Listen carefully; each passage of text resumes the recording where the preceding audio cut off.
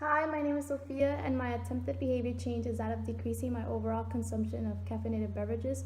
This would include coffee, tea, one of my favorites, bubble tea, sodas, fraps, and of course my go-to, which is iced coffee. So, before I begin my journey, I want to provide listeners with some general background information about caffeine itself. So, in accordance with the NIH, caffeine is defined as a methylxanthine, which is found naturally in a number of seeds, nuts, and leaves of certain plants. And the way that caffeine works is by stimulating the central nervous system and producing desired effects, which include alertness, a loss of appetite, and my favorite, fatigue suppression. And although not many know this, caffeine is considered a drug under the FDA, and unlike many other psychoactive substances, caffeine is both legal and unregulated in many parts of the world. Hence, it may lead users to experience physical dependence, aka coffee addicts like myself, and withdrawals just as any other drug would, including headaches, drowsiness, impaired concentration, decreases in feelings of contentment, and sociability.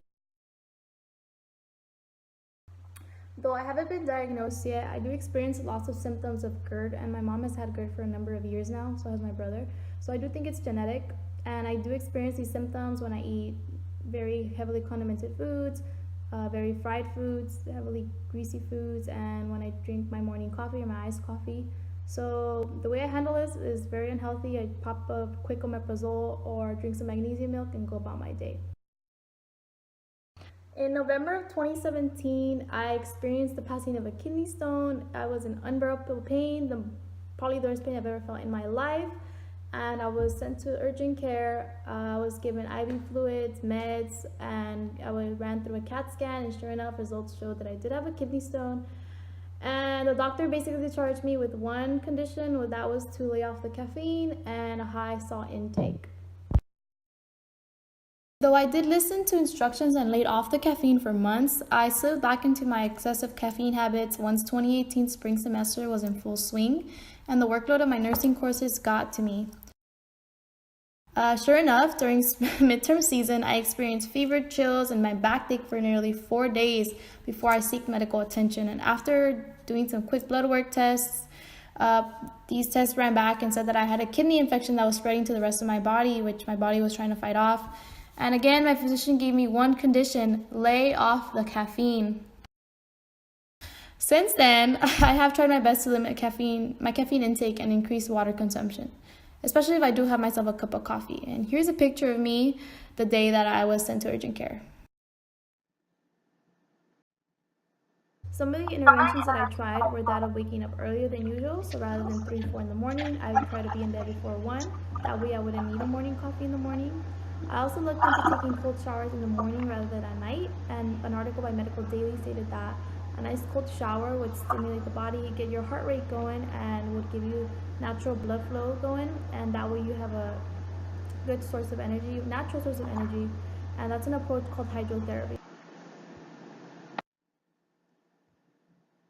I usually work out from around 9 to 11 p.m., but I looked into a WebMD article that stated that it's recommended to work out a few hours before bed instead, because that way your heart rate, respiratory rate, and adrenaline levels can stabilize, so you get a better night's rest. And so I switched up my schedule, and now I try to work out from around 7 to 9 p.m. I also looked into snacking, so eating regularly and scheduled rather than having a heavy dinner. That way I can not feel so full right before bed. Another WebMD article stated that morning stretches or yoga help fight some fatigue. So I looked into that. I tried doing that as well. So although I may have cheated and not taken a full cold shower, the last few seconds of my shower I would stand under cold water, and I did see a noticeable difference in my wakefulness and overall mood. I also was successfully able to go to the gym earlier. I would come home to shower and do notes until I felt myself winding down and easily fell asleep soon after that. Although I didn't always have time for it, the days I did a quick few stretches before heading out the door to class, and again did notice a difference in how much energy I felt that I had. Though I tried my best to sleep earlier than usual, it was just not realistic due to my busy schedule, considering that I am taking on 21 units and the semester is winding down and projects are due. I did my best to eat periodically and space on my meals, but I felt as if I was force feeding myself, so that didn't go as well.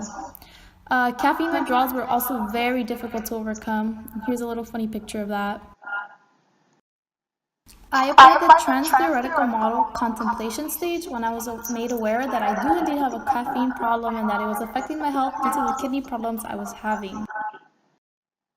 I also used the outcome evaluations concept from the theory of planned behavior, since I did in fact want to not have to rely on caffeine and harm my sensitive kidneys any further. Towards the end of my health behavior change, I used the perceived benefits construct from the HBM to reinforce that cutting out caffeine was in fact in my benefit and would reduce the health threat it was imposing. Overall, I felt I gained self-efficacy and a sense of confidence in that I could cut caffeine out of my life if I truly wanted to, and that I was not truly dependent on it, simply accustomed to it. If I could extend my behavior change a few weeks or months longer, I am confident I could rid myself of consuming caffeine altogether. My recommendations are not to be so harsh on yourself even if you don't reach certain goals or have relapses, and to reward yourself for even small accomplishments, in healthy ways of course. I made sure I had a few spoonfuls of coffee-flavored ice cream every now and then to keep myself sane. You might even go as far as to rewarding yourself, like I did with a little tattoo.